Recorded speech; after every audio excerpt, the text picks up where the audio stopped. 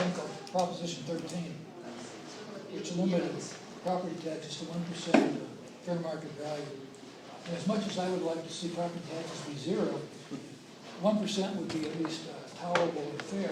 And so I would like to offer a challenge to our speaker to see if he can cut his tax rates by 2/3. We get all the rest of the jurisdictions to go down to 1% and make it reasonable to live in.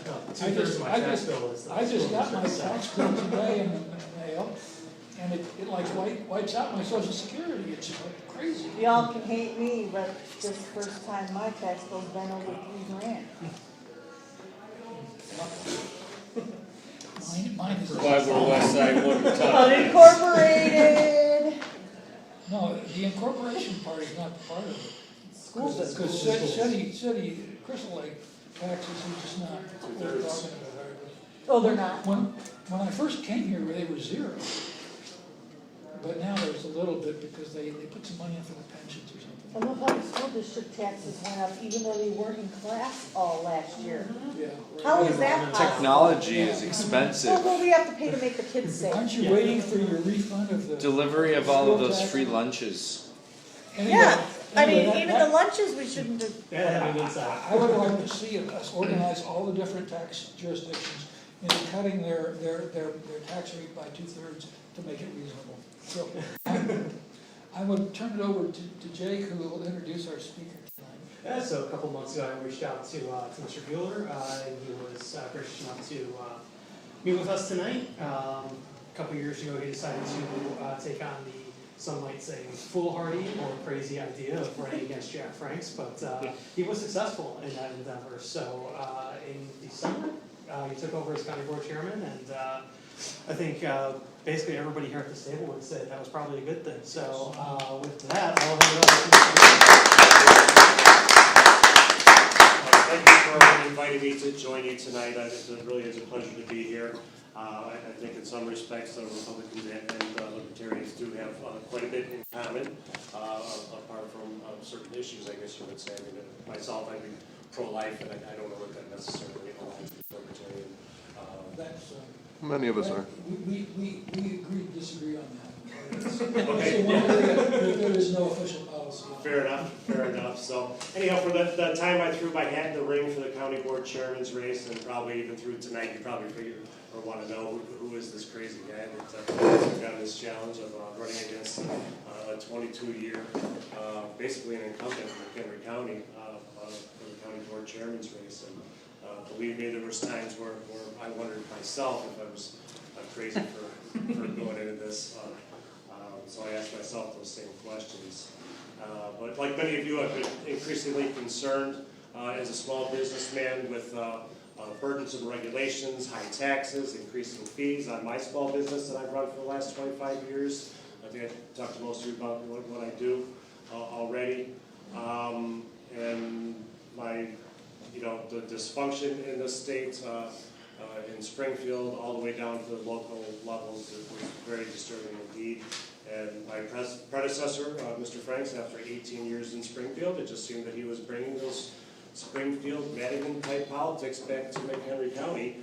And as a lifelong conservative living in the county, I found that deeply disturbing. So when I heard that he was going to run unopposed, nobody wanted to run against him because they were afraid of him.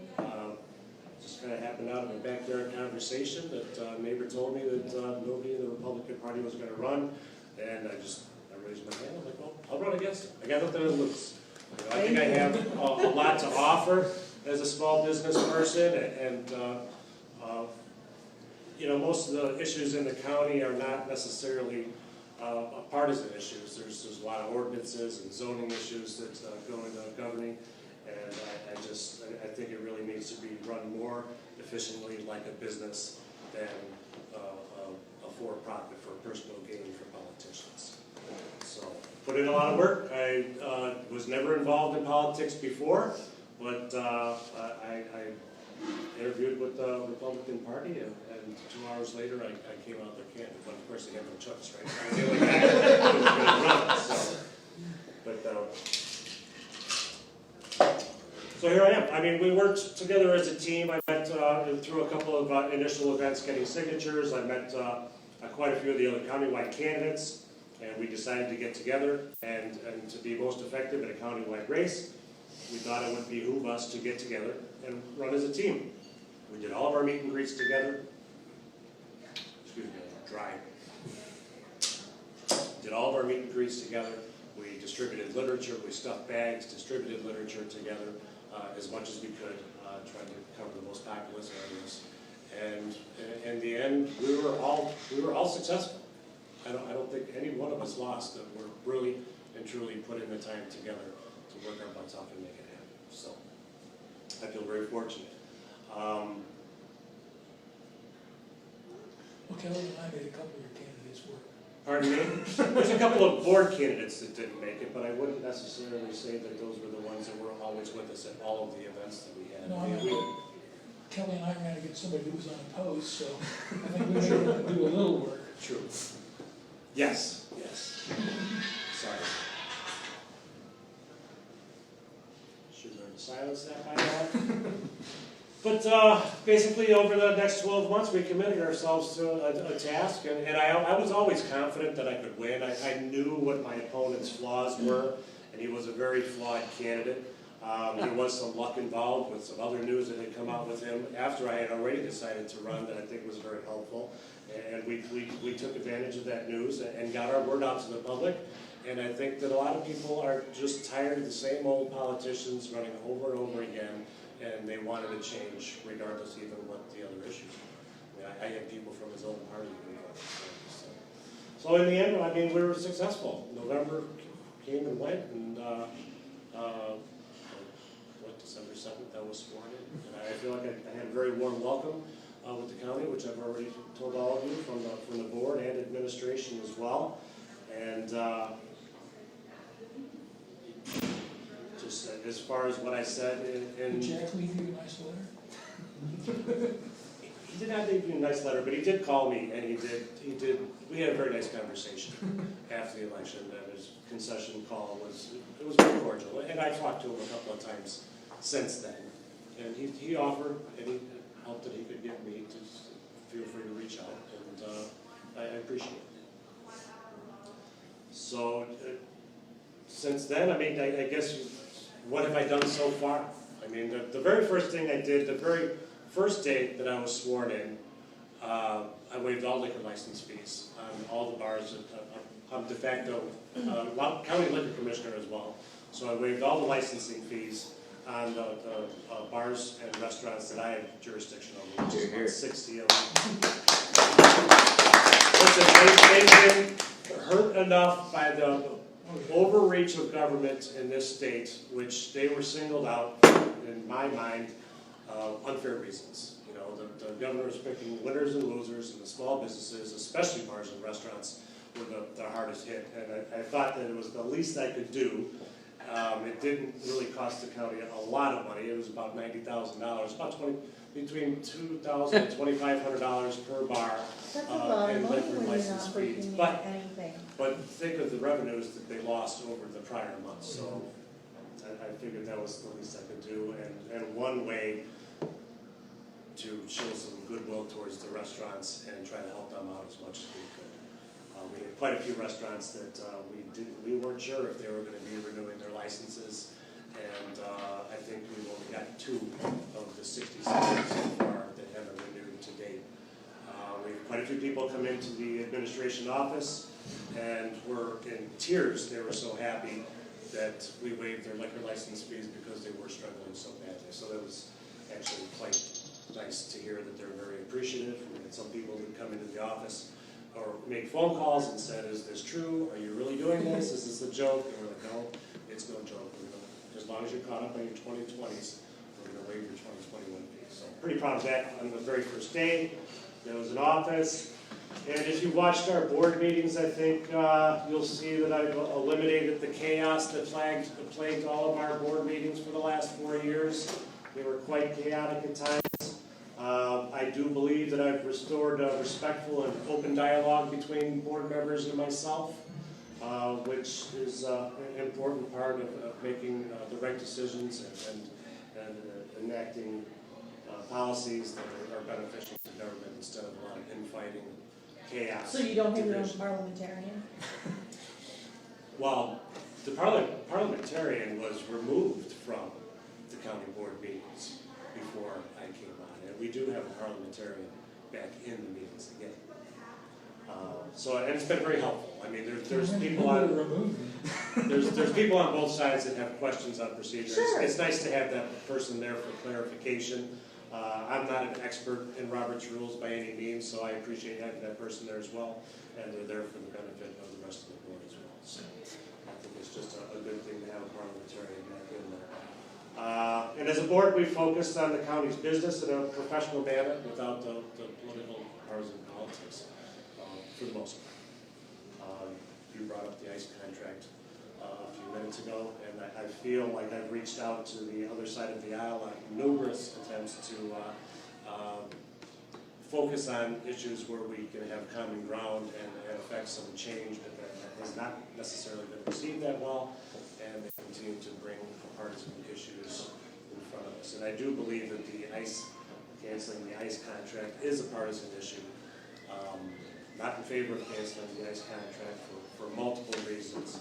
One of which that it brings in anywhere from $6 to $10 million of revenue into the county, which nobody has come forward with a real way to replace that lost revenue. Over the course of the contract, ICE contract, since it began, that has brought in over $115 million of revenue into the county, which we have not had to pass any of $115 million on to the taxpayers of the county. So tell me where you're going to replace the money, and I think I might be on board. But until then, So you're saying, I don't think So so. they It's want to purely a cancel, but they financial don't- so decision. you're for me. saying that there's no cost with the contract? There is a cost with with the contract, but the cost does not increase the more, generally does not increase depending on how many inmates you have. The staffing is going to be the same. Food would be a little bit of a difference, but it's just one floor of the jail that needs to be heated, whether those detainees are there or not, needs to be detained or maintained, whether the detainees are there or not, and you still need electricity and maintenance on the building, whether those detainees are there or not. So there are going to be costs that are still there, even if those detainees aren't there. In addition, 2/3 of those detainees, they're not just people that are getting picked up off the street for a traffic ticket. In fact, it's illegal for the sheriff to take somebody off for a traffic ticket and put them in our county jail for their immigration status. It's against state law. He does not do that. These are all detainees that come from ICE itself. 2/3 of them are convicted felons of violent crimes, murder, rape, child molesters, drug dealers. These are not people that you want living next to your family or next to your sons or daughters. So why are they, Are they shipped send them here? away? Those rather than- actually, most of those convicted felons have served out their terms and they're awaiting deportation.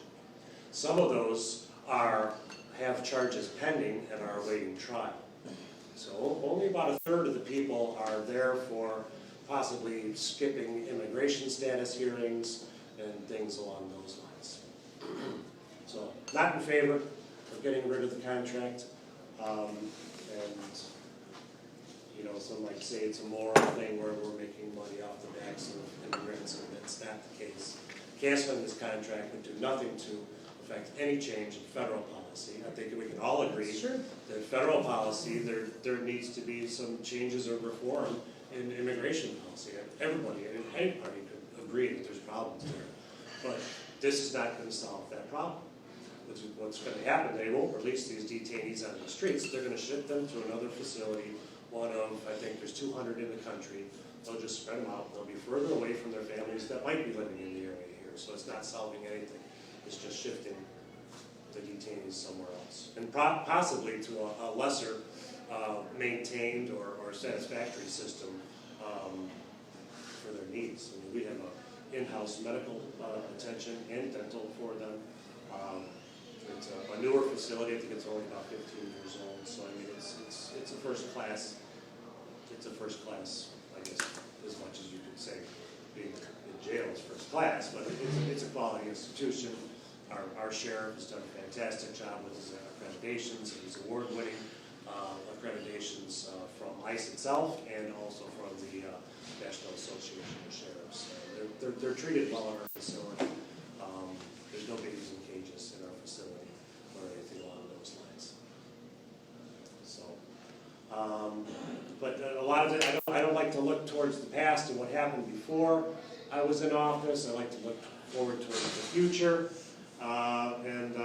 Looking forward, the county's going to be receiving, no matter how much I hate federal spending and disagree with it, the federal government is sending us $59.7 million to the county, of which we just got our first half of that money. Over 2 years, they're going to send this money to us.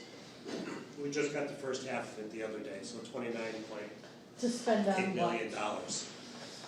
Its intended function is for COVID relief for small businesses, infrastructure, restoring lost revenues to counties, municipalities, things of that nature. Is there an increased cost for the health department running these? And that's the part of the money can be used to offset the increased cost of dealing with the pandemic. So there's been a lot of staff added to the health department over the course of the last year and a half. Who's paying for the running of the building in McHenry? Was it Target or whatever it was? I'm not sure what the rent is on that place or how much it is, but that will also be covered by COVID money. Oh, people that are working there and stuff.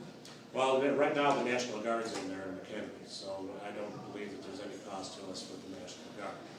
Prior to the Guard showing up, it was county staff, and there was over 200 volunteers that we've been drawing from for all of the different sites that we've been administering vaccines at. So it's mostly volunteers. So with There are staff from the Department of Health that are administering some of the doses itself. with the closures of COVID and stuff, how much did the county save on employees not going to work and such? None. It wasn't a whole lot. They I mean, some of the ones that they had furloughed, I believe that most of them were very low-paid staff that would have qualified for unemployment benefits for a short period of time.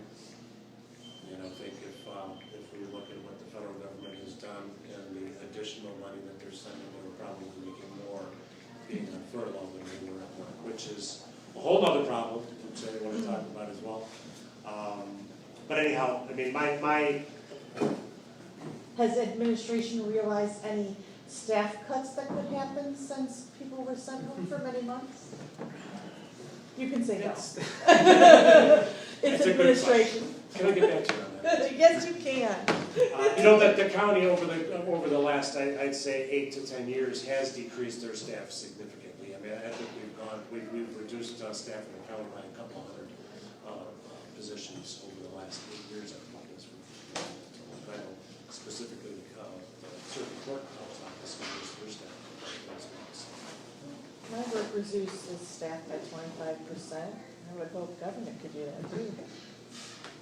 So, but I do believe, I mean, it's to our advantage to take advantage of this money that the federal government is giving us and put it into good use. I have made it very clear that I want a very large amount, more than half of the money to go back to small businesses. I think that's what its intended purposes really were, as long as they can prove that they have been affected negatively from the lockdown, that sort of thing.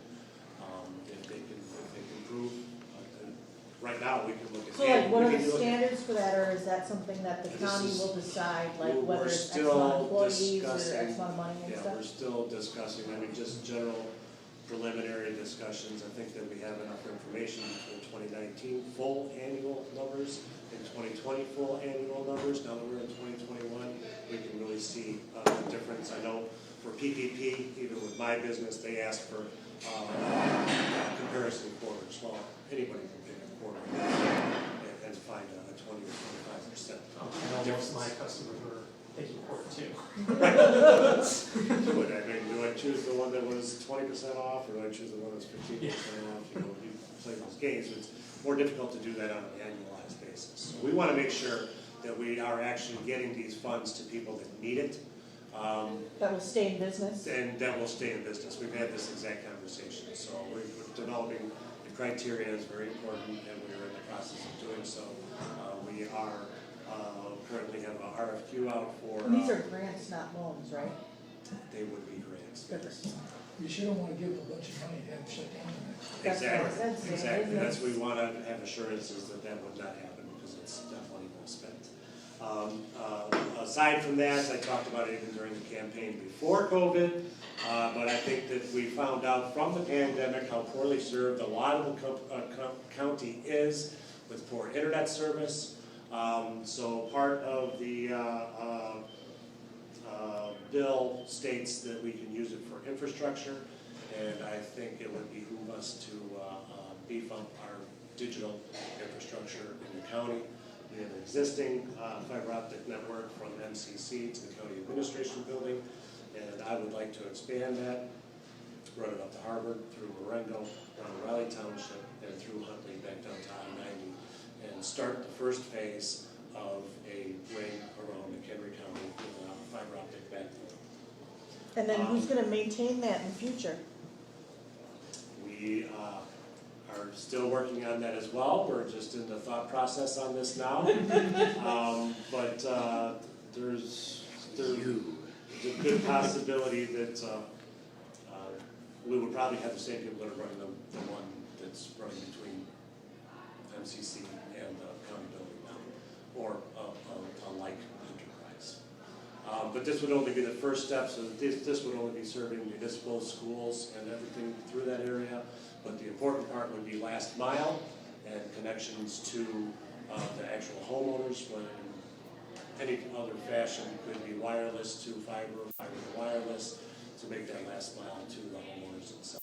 The system that's currently in place with the county does not go to last mile. There's a couple of different ways that it can be set up. I've been talking to a couple of different groups that have looked at some operations out in Michigan, and also I think it's down in LaSalle, that they have like a public-private partnership, or even like one of them has like a co-op kind of a status where it's not run by the government at all. So how's it a co-op if it's governments that are using the service? Well, the backbone would probably be leased by a co-op to get that last mile out to the homeowners. But these are things that still would need to be discussed to get that last mile. So you certainly don't wanna have any employees that are gonna draw government attention. Well, usually the fiber optics are maintained by the government, but then a private company bills for the lease. services. Or build So how out the that last works, mile. I don't know, some private companies making a ton of money off the taxpayers, that's for sure. Oh, really? Well, and to do this, we could get an incredible bang for our buck with federal and state matching funds. So, as a township trustee, before I became a trustee, I was going to meetings, and our township, Greenwood Township, signed a contract with Comcast to use Comcast at the township, so that way Comcast would bring internet out to the township and the residences in the more, because Wonder Lake has Comcast, but like Galt Airport and stuff. So how, that conflicts with things that the townships are doing too with private businesses. So I'm just saying, townships are doing something else to try and help their residents as well. Okay. Just say that. Well, that would be good to know. Greenwood but Township it's- did do that, and I Comcast think is trying to do that. the important part is to really get phase one, the backbone in around the county, and start creating a ring around the county and have redundancy. Not like the problems they have up in, was it Richmond, where they have no redundancy and constant outages of their internet service with a single service provider. I think it would be advantageous to open it up and have multiple service providers on last mile for sure, so there could at least be competition. Yeah, but if it's using the same network, it's still gonna go down. Landlines obsolete, I mean, aren't we going wireless now? No, he's not talking landlines, he's talking fiber optic. Fiber optic. Which is Well, still a that's land I line. agree. I'm not for It it. is a land, but they're far higher speeds Another than what they're boondoggle. doing Starlink. wireless at these days. So, I thought the FCC just created a whole new bandwidth so that we're gonna be able to have more high-speed internet access using. the 5G, I don't think it's 5G, it was something else. 6G.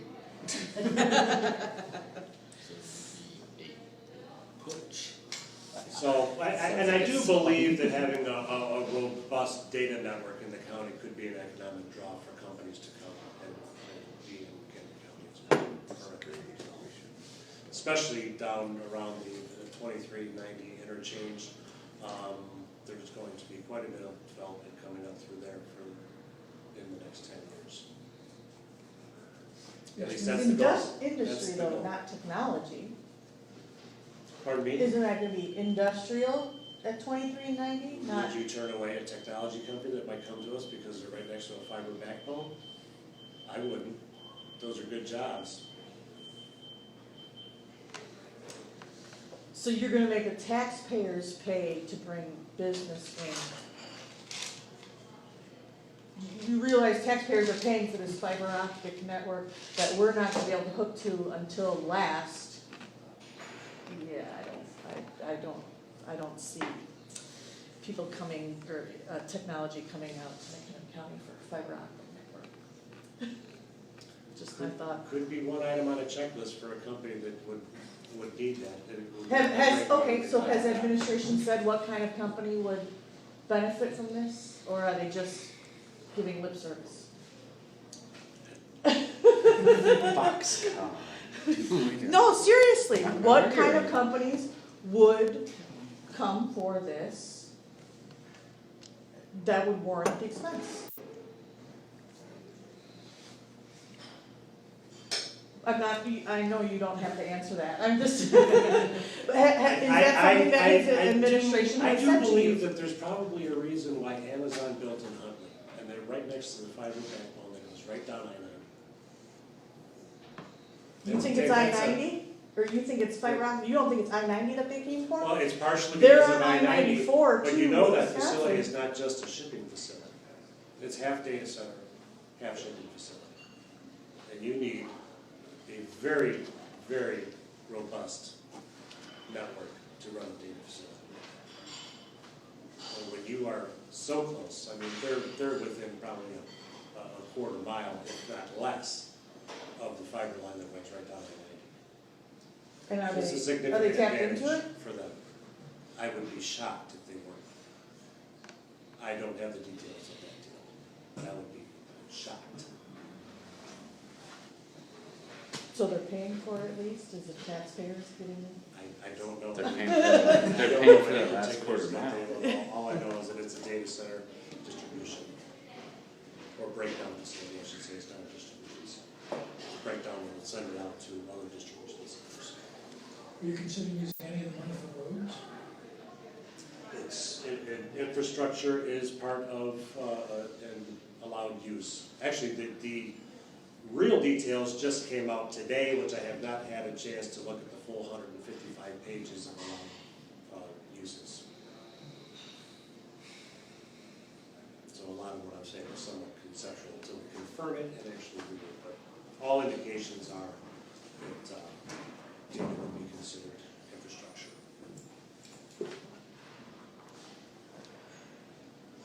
Because I live right next to Randall Road, and we're expanding that to 6 lanes, and I think that was a costly mistake. I don't think that's the way to improve the access.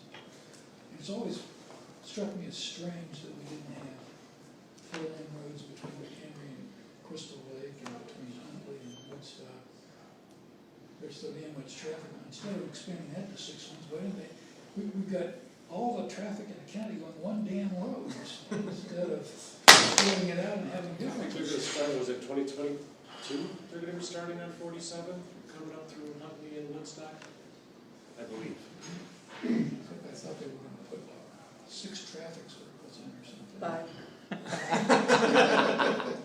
Which seems to me like another stupid waste of money, because you're going to have to buy a lot of land. 47, though, that's a state route, the county doesn't have any say over that. No.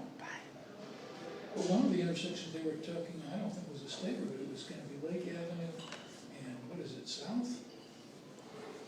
Yeah, South Street in Woodstock. Yeah, where that, Okay. The couple car years. play or Yeah, detail shop. and they're gonna have to buy some land to make a traffic circle and tear down some buildings and stuff. And I just don't, I've been through that thing at all hours of the day and night, and I don't think it's a problem currently. So why spend the money on it? That's not really clear to me, I guess. I don't know who's deciding that. If that's Woodstock or the state, or I don't know who's doing it. Yeah, I don't know if that's That would have- considered Woodstock or not. So there are some county roads that run through that area there, but I mean, specifically whether that's county road or not, I'm not sure.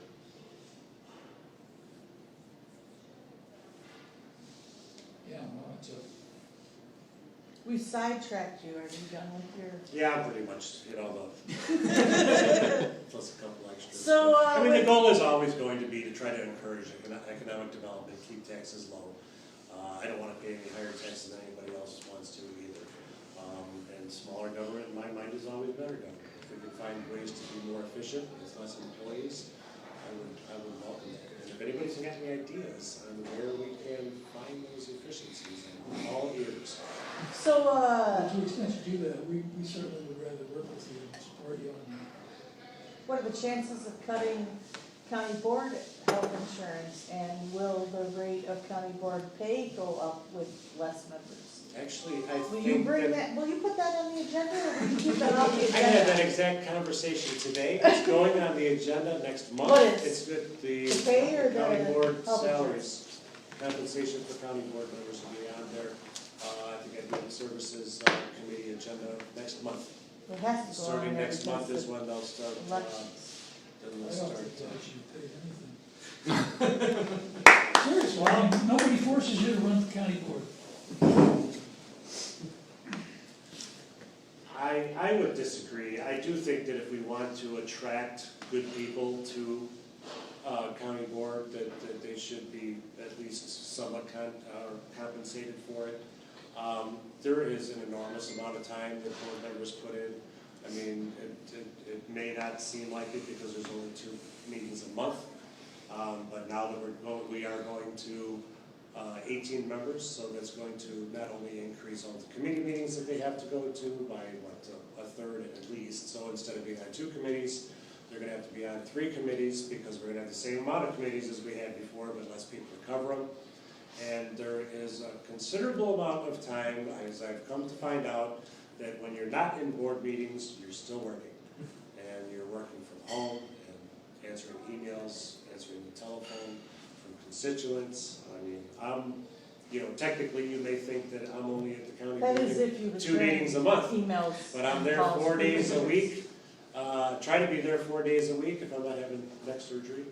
And even when I'm not at the county building, I mean, I'm putting in a solid, easy 40 hours a week in my position. I'd be You're shocked. not the same as the regular board members, right? I mean, Well, you have no, more I don't know. They- You have more He responsibility. gets higher pay. I guess I do have more responsibility in some respects, but I think that any good board member is putting in at minimum 20 hours a week. And their compensation, I think, is $20,000 a year, and they're making some pretty important decisions there too.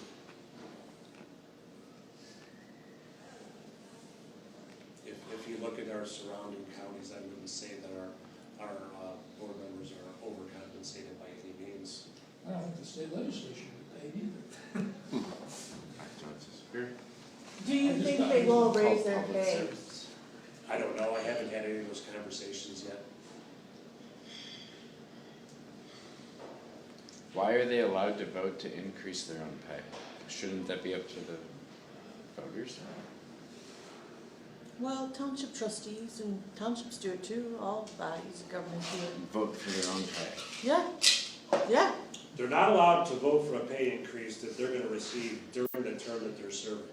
right. They absolutely The cannot. next So election. even now, the board members will be voting, by September. You would have to have this in place by September, so that anybody that was running for office would know what their compensation may or may not be. Every board member is up for election, and there's no guarantee that you're gonna get reelected. Unless they write their districts for themselves. That doesn't happen. That doesn't happen but every 10 years. Yeah. This is one of those years. It'll be interesting. So, and there is an expense in running for offices, as we all know, and trying to recoup a little bit, and I don't think it's out of order. And like I said, I think if we want to attract good people to office, like some reasonable compensation would go a long way in doing that. They don't receive a pension anymore, That's good. That's good. which I believe most of the counties around us do. But I think saying that they should be able to recoup some of their campaign costs via pay is not necessarily right. Look at your congressman, their pay is, what, $100,000 a year? And they spend millions on their campaign, so to kind of equate it like that is, I don't necessarily know if that, I agree with that. Agree to disagree. I'm good with that. So what are the chances of more meetings being at night when the general public can attend them? What are the chances of that? None.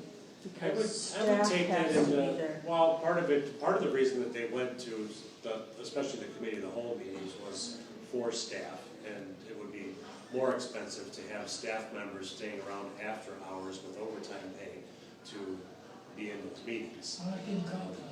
Pardon me? Why not give them comp time? You'll have to Why not have them ask whoever made salaried? that decision before. Some of I'm them- salaried, You whether work I for work us, at we 2 should be o'clock able in the to morning, attend. I'm still. Some of them are salary, but not all of them. I just always thought that meetings should be at night when the general public can attend them, not, Yeah, you and work for especially the us. cow, when they're actually talking about the issues, as opposed to the 7 o'clock meeting at night when they just vote on it and you don't even know why they're voting for stuff because it's all been discussed in the cow when. I wouldn't disagree with that. Why can't Well, the cow be at night? But you can't always, we do record it, and it's always available at night. How burdensome are the pension costs? For the county board, or for the county as a whole? My understanding is that we're fully funded on the pensions. Or how costly is it? Pretty costly or not? What percentage of the budget does it take? I don't know what percent of the budget it's comprised of. I can look that up for you. It's on the county website. Aren't there multiple different pension plans that government employees are involved in? Do you have only one that your employees are involved in? Depends, because some of the employees are union, so I think that they would be limited to whatever their union offered. Would that be the case, I think? Or if they're IMRF, I know there's IMRF. Some Talk about employees have the public option unions. of like a 401A, which is similar to a But 401K. that's in addition to IMRF. It's separate from, 704 that's where you would, it's a 103, 714. 403A, I think it was, which is similar to a 401K, where there will be an employee contribution as well as it's either or. So I would likely, I don't, and I'm not going to take any pension that's offered to me for IMRF, but you would have to check. Because My you understanding don't would be get that, pension? pardon me, You get the pension as a, if I lasted 10 years, which I never would. as a county Because board I'm chair, you limited can to get a 2 pension, terms. but the county board members can't? Correct. If you're there for 10 Because you're years, popular elected. I don't know if that's the reason why or not. Okay, no, okay. But you would need to be in a position. Right, you have to be vested. For 10 years, which I'm limited to 2 terms, which is 8 years. So, You limited yourself? no, this Oh, is the county when board. they decided to have chairman elected at large, it was a 2-year, it's actually, I think it's a 10-year limit, but you can't get to 10. So 2 terms with 10 years, something like that. I have I mean, Jack, You would- take I don't plan over, on going past you that. take over 2 years in Limit after an myself. assassination. Jack would have sued the Jack county would have been again. limited. 2 terms, or 10 years, and I'm not So exactly maybe sure if how you that works. go I haven't looked mid-term into it that and far. somebody dies or something like that. you get a mid-term. Right, if you were appointed halfway through a term, and then you would be able to serve out Run 2 possibly times.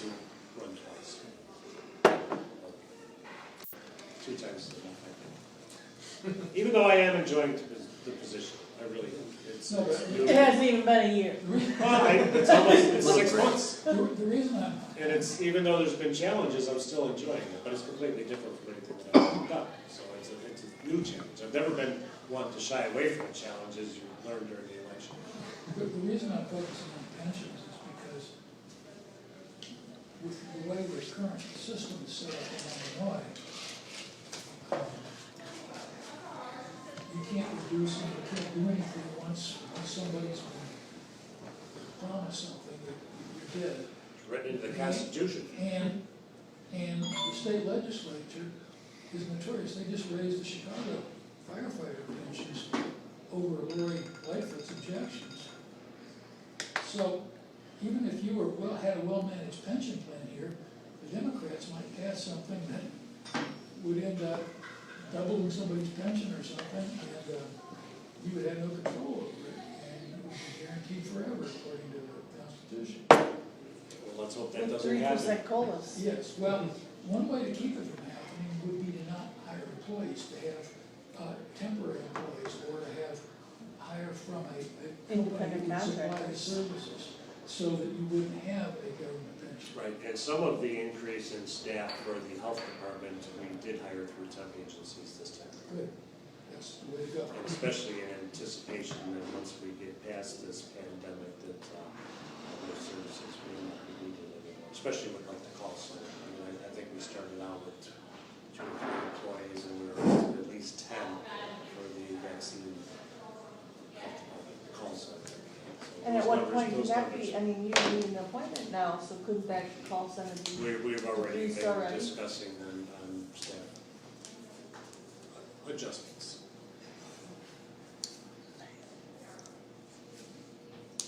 Temps are very helpful. Even my own company, I hire temps for excess labor. And if they're not helpful? Next. Yeah, well, I mean, But, traditionally, government employees have been unfireable, but with temps, that's not the case. So that's an advantage. But there's 2 different ways to looking at this. I mean, you can just hire a temp, like you can go to Harvard and get an accounting temp to work as an accountant, or you could get somebody to set up a company that would provide services. So you would say, well, we want you to provide health services, and when you do that, you bring a bunch of your employees in to be Like your nurses law firm. or whatever it is. So that's a different way of skinning the cat.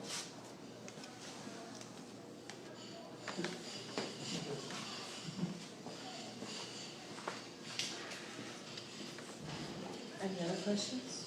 Anyone? I think this has been very informative. Yeah. Thank you for Thank you for coming. Oh, And glad to be here. What other pressing issues are on the horizon that you Pressing, know of? reopening the county. reopening the county is number 1. I mean, that's coming. It's just a matter of time. I mean, Are you just kind of like waiting along, waiting for the state to open, or, I mean, are there No, your own well, I metrics? think or- that May 11th, tomorrow, as we go to the bridge phase, and every indication is that June 11th will be phase 5 and wide open. Is there anything They're that, still gonna require us to wear the damn mask. Are they? I read the phase 5 that didn't say anything about masks. I don't know. Pritzker will want us to. is there any way that the McHenry County government could say, hey, we're the local government here, here's what our reopening plan is, or just, hey, we're moving forward with the reopening plan and not waiting for Pritzker to drag his feet and move the goalposts again? We, They need that Well, stigma. did the state's that's part of the problem, right? Yeah. I mean, the state's attorney or somebody Gotta say, suck from the teeth, right? didn't the state's attorney or somebody say they weren't gonna prosecute these things? there were certain, I can't remember exactly The what it sheriff was that they said he were, wasn't gonna, the sheriff would not, said that he would not Enforce. be the enforcer.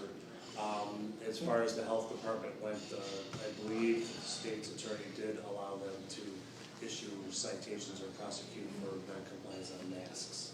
but But I don't, the health No, department did not it hire was- more employees to do that. I can't give you an exact firm answer, but I'm not sure how many they Okay. hired or where they took them. where they allotted their resources. I mean, it's, to hire somebody on the spot for enforcement issues would be difficult, because there is a training period for that. I think they hired mostly for contact tracing and trying to get some nursing staff together for health department. How has the Valley High Nursing Home done through all this? They haven't been accepting since the beginning new patients into the facility. I don't know when or at what point they would start accepting new patients into the facility. They didn't want to run the risk of bringing virus into the facility for their existing residents. Is there So a what large percentage number of capacity? open beds? Not that you would know that. If, I believe there's, don't hold me to it, but in the area of about 90 patients in there right now. And I think they're like 100, it's 130, 120, 130 beds that they have in there, so there are some empty beds. But they'll also qualify. for Yeah, it also revenue depends on replacement. private pay and all that, what kind of beds they are too. Well, if all the people there are vaccinated, right? As far as I know, yes. So do you think there would be a risk of bringing somebody that's vaccinated in? Are you asking for, I was gonna say, if that's a medical question, I'm not qualified to answer. But you can still contract it. Like if everyone's vaccinated and they bring vaccinated people in, why not fill those 30 The last I heard, I beds? thought that all residents were vaccinated. There might have been one that didn't want it, but I can't remember if they said that person did potentially get it or not. Right. Staff-wise, I think there's a very high number of staff that were vaccinated, but I can't say that every single staff member was vaccinated. Like any other.